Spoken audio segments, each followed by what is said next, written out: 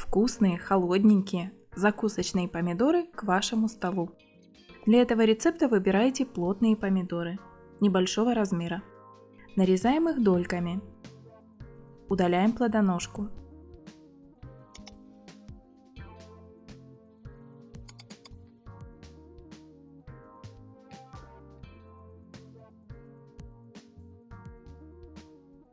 Чеснок 3-4 зубчика.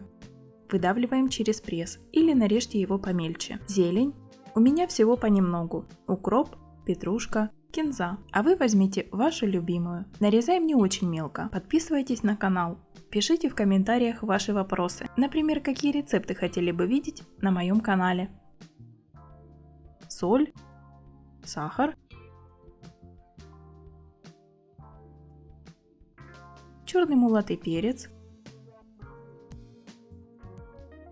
растительное масло,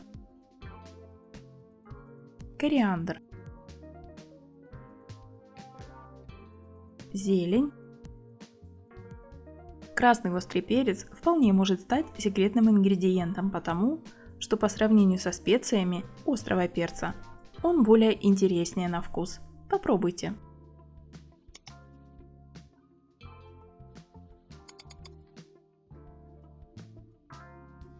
Перемешиваем и отставляем в холодильник на час.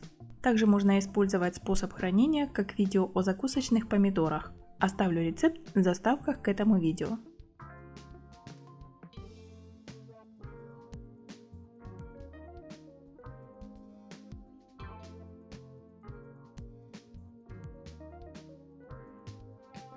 Делитесь хорошим настроением и этим видео с другими.